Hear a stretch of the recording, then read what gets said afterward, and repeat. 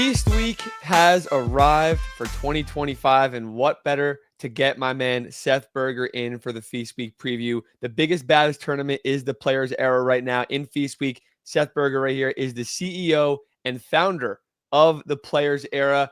Seth, first of all, I appreciate you for coming here. This is a big week for you, so it's a big, busy schedule. Thank you, Ryan. I appreciate you having me, and I also appreciate all that you do in the world of basketball. It's certainly going to be a busy couple of weeks. It's been a busy couple of months, I would say. Yeah, exactly. And really year round, it seems like for Players Era, kind of putting everything together. Before we dive into the tournament a little bit, because I think it's going to be really good for people to understand the operations behind the tournament, the goal of the tournament, the purpose of it, and kind of why it's become such a new thing and such a big thing so quickly, and also how. But a little bit about you. I know that you're the and one guy, or one of the and one guys. So if anyone, I feel like some people listening of a younger generation don't even know what and one really is. I remember wearing like finger sleeves and stuff like that for M1. But tell me a little bit about your background and how you got into Players Era, and basically why that became this at this point in your career.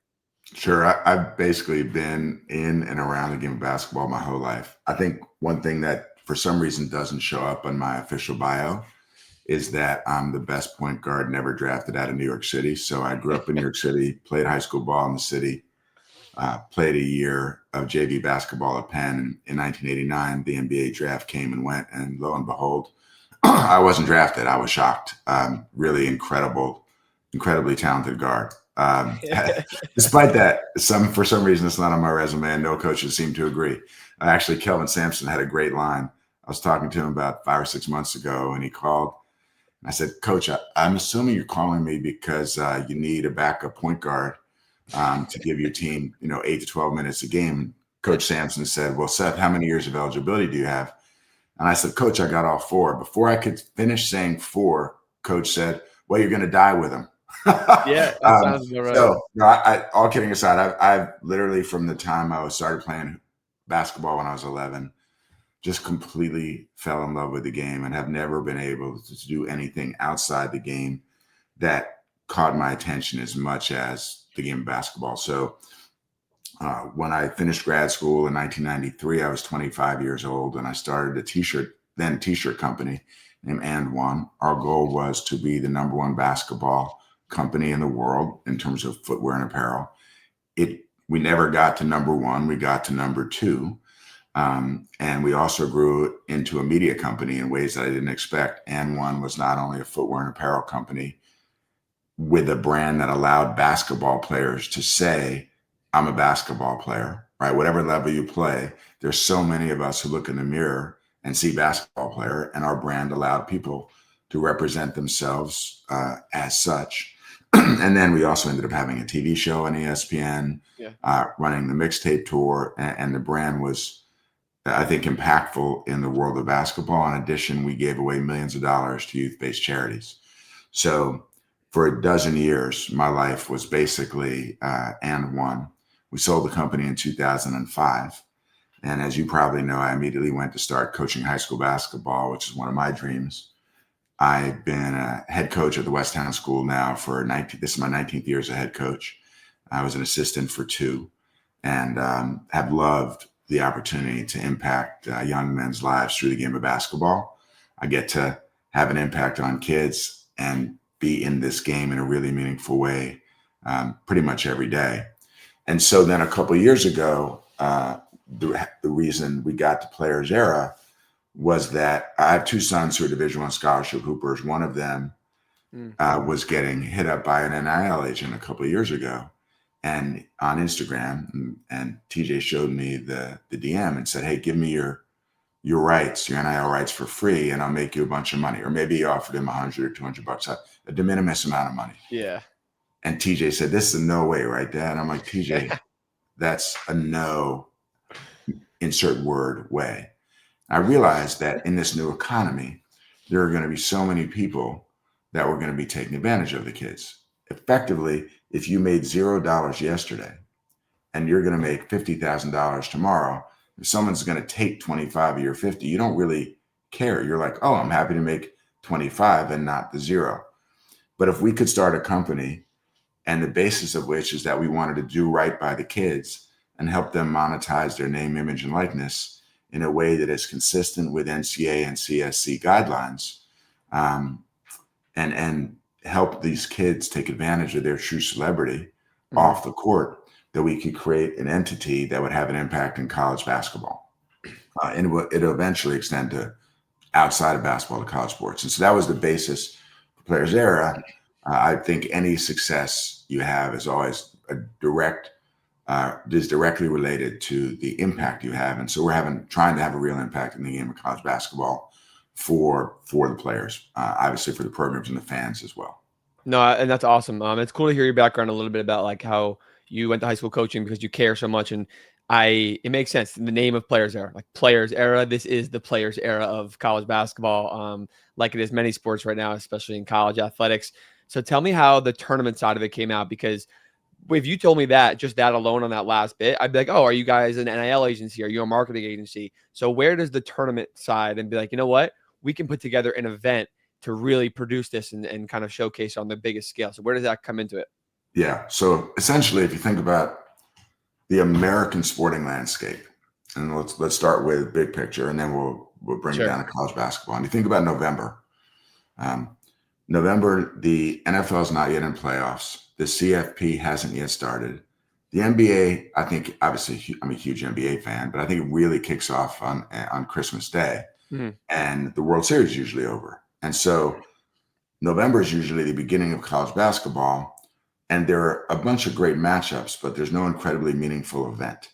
So March Madness is obviously the greatest sporting event in the history of all mankind and forever will be. And for not only serious college basketball fans, but casual basketball fans, everybody watches March Madness. The conference championships are really important, but they're really important to the fans of those schools and those conferences. And as a media event, they're not necessarily clearly as big as the NCAA tournament. And so we think about November as this opportunity to create a major U.S. sporting event based around college basketball. So what we're trying to do is create an event that if you're not just a hardcore fan, but you're actually also just a fan of college basketball, we're going to give you a reason to watch. And so this year with the 18 men's teams that we have, and next year growing to 32 men's teams, we think we're going to be able to create a major United States sporting event based around college basketball. And that with the teams and the format and the drama, this is going to be something that over time, American consumers are going to be watching Players Era in November. Yeah, and I like that vision. And it's a good point about college basketball, because like the college basketball, like sicko community that I am very deeply involved in, of course, in November and Feast Week is everything. Like outside of March, because conference tournaments kind of play into like the idea of March and what that is altogether for us. Feast Week is the next biggest thing. And we love that. We love that it's early. We love that the time of the year, like you said, there has been Maui, Battle for Atlantis, Baja Mar, Cayman Island. There's a million different like tiny ones, also tiny events. But I see the vision of like Maui has been the biggest thing for the most part for the last whatever years, 10 plus years. And there's only 8 teams. Usually Chaminade takes one of those spots. So 7, 8 teams, whatever it is. But the fact that you can put together this massive tournament of like massive brands, NIL opportunity in Vegas, and everything screams, like you said, for the casual fan, for the wider audience to kind of tap into college basketball. And in turn, it should, like a rising tide lifts all ships, right? It should help the entire sport the rest of the season in December and as conference play gets started, because people are watching it earlier in the year. In terms of the other MTEs, some people have been on social media, and I'm sure you guys have talked about it, where people kind of talk down on Players Era and say like, oh, like they're ruining Feast Week. They're taking away from the other tournaments. Obviously, the other part of it is like, well, they're also giving you the best tournament possible that you've never seen before. So like, that's the other turn of it.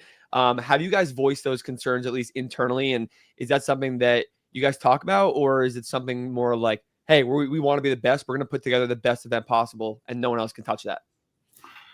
Yeah, I don't really think about it in terms of the competition side of it, because I think there can never be too much college basketball on TV.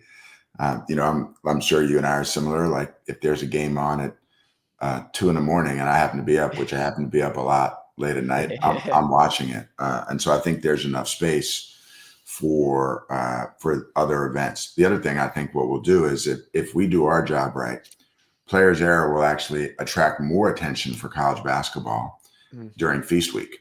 And so the casual fans who currently probably don't watch these events, if we can create a major event in November with Players Era, then we actually will enable other events to get better ratings and more fans because they'll be watching Players Era and attuned to just how great college basketball is. I mean, if you think about it, not only the programs and not only the personalities who are the coaches, but now the players. There are so many great players that are staying in college basketball longer because of the opportunities that NIL has provided for them, that the game itself is now better than it was 3 and 4 years ago. The players are better. The actions are better. The plays that these guys can make are better. So I think if you're tuned in Monday night to watch Gonzaga play Alabama at the Players Era, and you happen to be up late for an extra 30 minutes and you decide, you know what, I'm going to watch Maui too. Great. There's tons of great college basketball for everyone to watch. And I think we will have the most competitive event this year and hopefully in out years. But that doesn't mean that those are the only teams people want to watch. Yeah, no, it's a fair point. I think the other biggest misconception with the tournament is that people say, aside from the tournament, money's ruining college sports. That's the most common thing that people say all over the place. Between that, now the eligibility stuff is also mixed in there with basketball specifically, but the money side of it, people think that, like Players are just dumping millions of dollars and they're just getting all the biggest teams to play. But I don't think people realize the money going into it is for the purpose of the players and going into NIL deals, giving them platforms, giving them the opportunity to compete for NIL money and stuff like that. So do you think that's the biggest misconception with the event with the public? I think Ryan, you asked the question, there's so much there. So let me first deal with the event itself, and then we'll address the topic of players getting paid. Yeah. So the event, I think what started out as an event that the primary reason programs wanted to come was to help compensate their athletes through activities that are unrelated to the games. Like, we have to make sure that we pair brands with athletes and we are filming and the athletes are posting and we're doing everything within CSC guidelines that has nothing to do with the competition. And so we create opportunities for these athletes through the Players Era entity that is not related to the tournament. Mm-hmm. The separate topic of should players get paid? I don't agree politically with almost anything that Clay Travis says today. I think he flipped from being an R to a D to an R about a decade ago, and I don't know whether it was for business reasons or not. But I will not forget this. A friend of mine said, you have to listen to Clay Travis's podcast about NIL. And I said, why? He said, you and he are completely aligned. I'm like, no way. Wow. Yeah, right. So Clay Travis said a number of things, and I think they're really insightful. First, he said for a long time, the NCAA's job was to keep college athletes, and mostly men's football and basketball players, as poor as they can for as long as they can. And the reason is that if you can keep someone poor and they need whatever you can give them, you have control over those people. The second thing he said is, if you have a problem with someone getting paid and maximizing their earnings, what does it say about you? What is wrong with you that you are unhappy when someone else is having extraordinary success? And the way he said that, right, was just so, it just cut straight to the issue.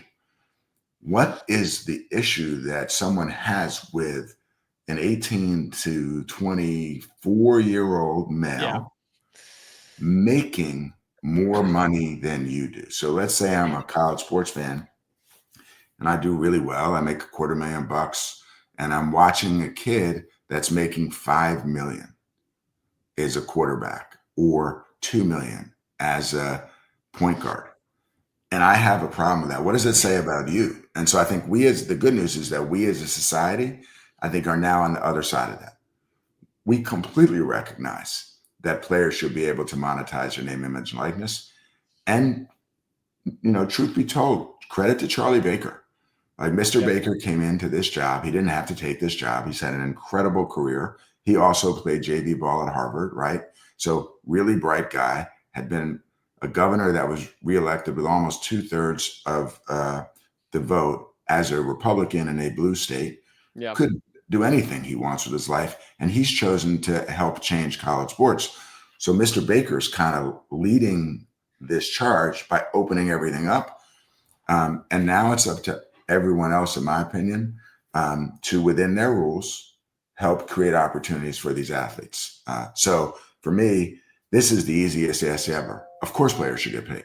Yeah. Players should have been getting paid since the NCAA was started. The NCAA was originally started to help protect football players from getting killed. There were too many football players that were dying because of head-related injuries back in the turn of the 20th century. Yeah. And that's why the NCAA was started. And then over time, it became, instead of protecting the athletes, taking advantage of the athletes. And Mr. Baker has changed that, stroke of a pen. Yeah. And I think back to your point about the tournament specifically, and it kind of rolls into that. The events that or the marketing deals that you're doing, the players are doing when they're there. I'm going to be there this year. I'm going to make sure they're doing their deals and they're doing it right also. So don't worry about that. But like, whether it was like Starbucks or whoever they're doing their deals with, like they're on top of that, all the money being influx into the tournament to create this great product and have these amazing teams in these great arenas all together is in turn to help the players and obviously help the sport, which in turn will help the players also. And I think back to and then to the other point, the Clay Travis thing is crazy because I don't agree with that. Most things he says either. He's kind of out there, and the fact that he says something that sounds so grounded like that makes a lot of sense, and you simplify it like that. And it probably, people that have an issue with it, it leads to insecurities of things and biases towards people that you shouldn't have biases towards, and deep rooted within them that they probably need to go seek therapy for to really bring out. But that's obviously not our problem for the casual fans that are concerned with that. But it's a really good point. And the other thing, let me add is that, yeah, when this first started, everyone's saying it was going to kill college sports. I mean, look at the ratings. Like college football ratings are better than they've ever been. College basketball better than they've ever been. The NCAA tournament ratings last year crushed. Everyone's happy these kids are getting paid. They should get paid. Yeah. They're happy to watch them. They're great players. They absolutely deserve to. Of course, it's not easy when in the beginning of something like this, that's such a big change, to control everything. So of course you're going to have moments where guys are getting crazy amounts of money from schools that have deep pockets, and you question that, but that's like the nature of almost like growing pains and working through and regulatory things that will come in the following years. So let me give you an analogy there. And, sure. And by the way, I think you're completely correct. In the late 90s is when the internet era started, right? And there were so many internet 100 millionaires, in some cases billionaires, who sold their companies at the top of the market before the crash. Yeah. I don't remember anyone saying those people don't deserve that money. I don't remember anyone saying, oh, this is an irrational market. Those people shouldn't take that money, should give it back, or should not be able to be businessmen anymore because they took that money, right? So you're right. We're in a market that is moving so quickly, right? As things tend to do in our society today with technology. There are so many different parties with so few rules. It is an irrational market, and there are people that are taking advantage of it on both sides. There are teams that are creating great products that they couldn't 2 years ago because the NIL opportunities didn't exist. And there are players and agents that are making a ton of money that they couldn't have made 3 and 4 years ago. Again, I don't remember anyone 25 years ago telling Mark Cuban that he sold his company at the height and he should give his money back. Yeah, right? no, it's a great point. And you said before about how the sport has gotten so much better. You said that a couple of times now. And that is so true, to a point of like the international pros also, the eligibility things, and have people having issues with that. The sport is so much better than it has ever been. The quality is unbelievable across, like, sure, if guys go to the NBA and G League, like it's again, it's a growing pain. This is the first year that stuff is happening. The quality of the sport is so good because the players are getting paid also. It's maturing them earlier also in their life. Like it's such a big domino effect of that. And it's a funny way to look at it, but it makes sense. And if your people are mad that Darren Peterson and AJ DeBanza are 18, 19 years old, getting $3, $4, $5 million to go play at school, then okay, how about you go be an AJ DeBanza? You can't. Like that's the answer to that. You can't. And also, like you said, people are mad that the mid majors are struggling, and of course, hopefully they can figure out a revenue model that the mid majors can kind of spend in some kind of capacity to compete with recruiting. But at the top of all the power conference teams, the parity is better than ever. You have teams like BYU. You have teams like Michigan with their brand spending a lot of money to having the money to be able to put together these awesome teams, and Auburn and the SEC and Alabama and SEC schools like that were once football schools are now basketball schools because the parity of with the competition they have in spending and recruiting. So it definitely helps the sport overall. And I think people that have issues with it, like we said, where it's kind of on them. Let's get to this year's tournament. Let's get to this year's tournament. We can do this for hours. I feel like me and you. It's we good. Probably could. We will. I'll see you on the weekend, and we'll do that. Let's get to this year's tournament. 18 teams this year. I think 11 of them are currently top 50 in KenPom rating. If I did my math right this morning, when the ratings updated or something like that, we have never seen an MT like this ever. First thing, how do y'all go about selecting the teams? Because there are, I don't know, probably 75, 80 programs that you probably look at and be like, that's a big name and that's a good brand and a good program in school. Like what goes into selecting the teams? When we first started, it was the Venn diagram of programs that were great or really good with coaches with whom we had relationships that they would believe us that we were going to deliver what we actually said we were going to deliver. We'd never operated an event. We had never created NIL opportunities for players.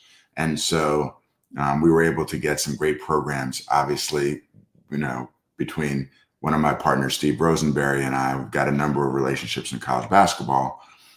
And then once we were able to run the event, it's funny, Charlie Besser, who is the CEO and owner of Intersport, which is the operator of our event, he said, hey, listen, when you first do this, no one's going to believe that you're going to be able to pull it off. And then once you do, you're going to have almost every program in the country that wants to be in your event because of the competitive nature of the field and the opportunities that you're providing for the athletes associated with off-court activities. And he was prescient. He was completely correct. So what started as, can we get really good or great teams? Now it's, who are we choosing? So I think the first thing is, you and I, if we did our own selection committee, we'd have debates about 4 or 5 of the programs in our tournament. Yeah. Right. But the first 14 or 15 programs, we'd be like, oh yeah, 100%. And then there might be the 15th through 18th team. You could debate them versus some others, almost like our own bubble, if you will. Right. Okay. And then, so then we looked at it and said, how do we create, and here's wild, Ryan, like last year, the first game of the tournament, SDSU won, I think it was by 21 or something like that. It was not a close game. And then after that, almost every single game, I looked up at 2 minutes on the game clock, and it was a 1 possession game. I'm like, we thought they were going to be close games. We didn't think they were going to be this competitive. So what we really try to do is have the best teams that are as close to each other in ability, so that the games are going to be as compelling as possible. We don't want first round matchups that are 30 and 40 point blowouts. We just don't. And then, you've got some programs like Syracuse having, a restart of their program, which is great for Red and everyone, Alex Klein, everyone associated with Syracuse. And they happen to have Kyan Anthony, who is incredibly well known.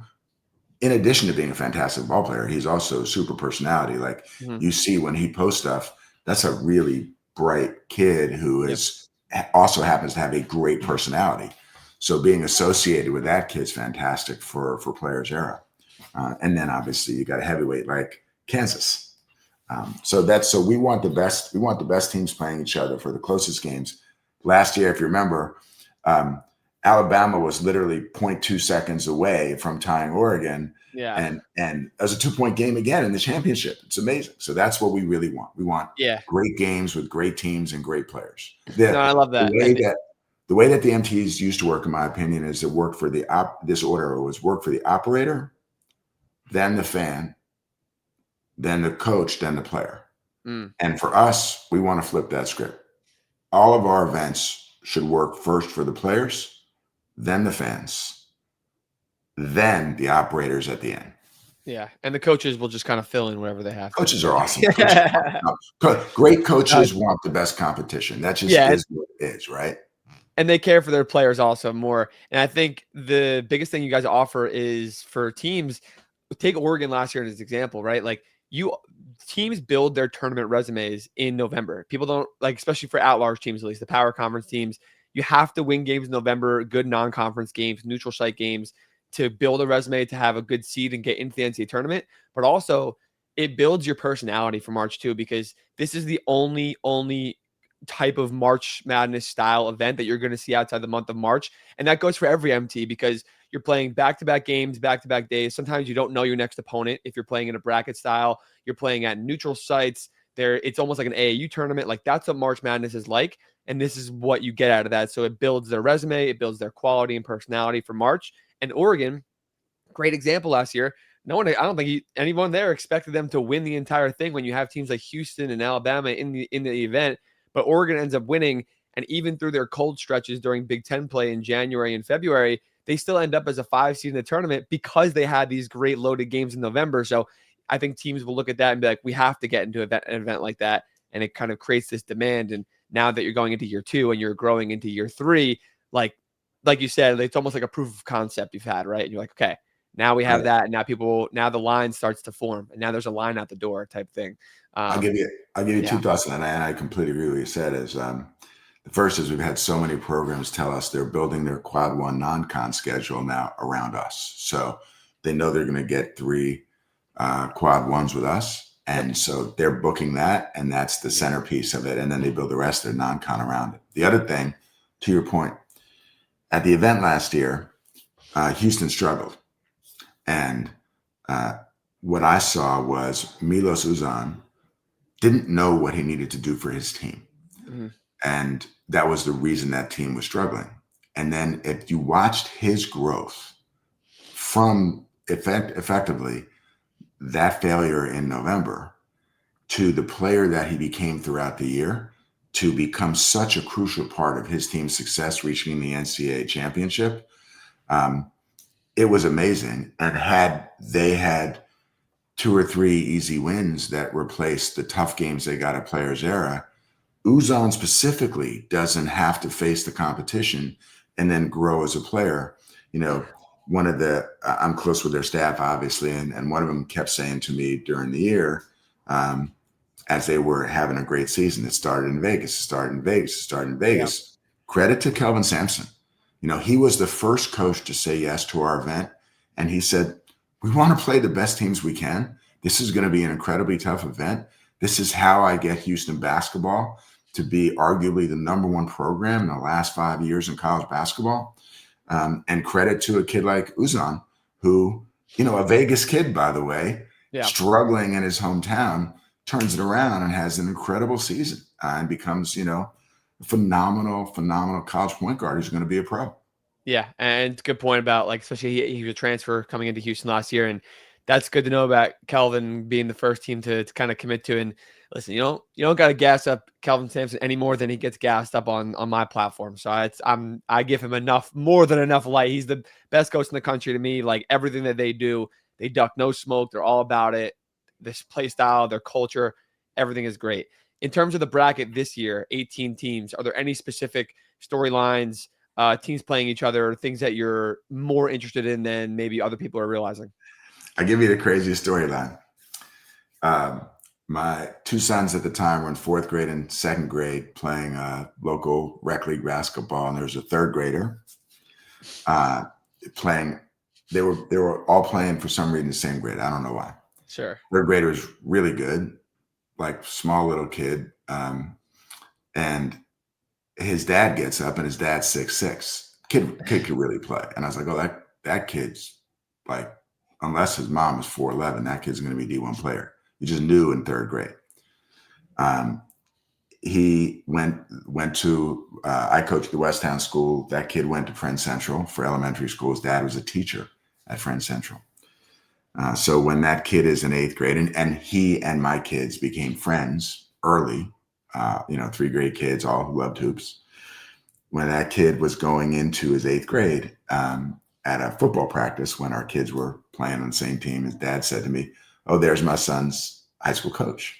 And I said, Jason, what are you talking about? Like, you're at Friends Central. Dad had played at St. Joe's. Uncle had played at St. Joe's. He says, no, I want my kid to come play for you at Westtown. And I was like, bro, like, you got to tell the people at Friends Central that you wanted to talk to me, because I can never approach another team in my league, right? Well, that kid turns out to be Jalen Warley. And Jalen Warley is one of the finest young men you'll meet. He's an awesome kid. And he basically grew up in our program. And I'll tell you how mature he was because he was young. At 13 years old, after he had been admitted, I called him for the second time. And I said, hey, I just want to let you know, when you come here as a freshman, you're going to clap, because look at our team, right? Like, we have Cam Reddish, you're not going to play. And if you stay at Friends Central, you're going to have the ball in your hand from day one. And Jalen says, hey, coach, being at Westtown's the best thing for my long-term development. I'm good. Let's go. He actually said, 13-year-old kid said, we already had this conversation. It's like, wow. Okay. At 13 amazing. is crazy. That's wild. Okay. So now think about the decision he makes. Goes to Florida State. Coach Ham really helped him on the defensive end improve, and goes from a potential NBA player to not a potential NBA player. Having said that, over 3 years, right? Goes to Virginia and hurts his hand, and then Tony retires. So he says, hey, what do you think I should do? I'm like, well, bro, we're super tight, right? Like, super tight. Yeah.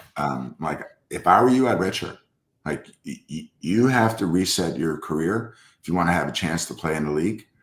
And if your hand isn't right, this is an opportunity for you to find a way to get better. So he did. He goes in the portal. Mark called to ask me about him. And one of the assistants on Gonzaga's staff had been at Florida State. So he knew Jalen really well. So Jalen literally reshapes who he is as a player. He went in the game when they were playing Creighton. Creighton was up, Gonzaga was up 8. When he came out, they were up 32. And I think he scored 2 or 4 points in that stretch. Yeah. He's an elite defender, rebounder, IQ guy. And he now has a path to the NBA. And it's because of what the folks at Gonzaga have taught him and how they've helped him improve. So to me, like, my personal story is, man, and it's obviously his family's all coming out, and his mom's family's from Massachusetts. There's going to be a ton of Warleys and Gollers at the event. And I obviously, like, if Gonzaga's in the championship game, seeing Jalen on that court would be amazing. Just seeing Jalen on the court, right, is going to be insane. And I also coached against Marco Jackson for 2 years in high school. Oh, because that's right. Yep. And so I'm rooting for that kid to be able to restart his career this year as well, given all the injuries he's had. Yeah. So those are the two personal storylines. Obviously, like, I think when you look at our field and you look at the evening games, there are going to be some matchups like that Gonzaga Alabama game. Oh, man. I don't know if the score is going to get to 120, 130, or 140. I mean, that's going to be an amazing game, right? And credit to the coaches that are in this event. They all wanted to play great teams. When we were talking about the schedule, they're like, no, I want to play a great team. Like, credit Red Autry.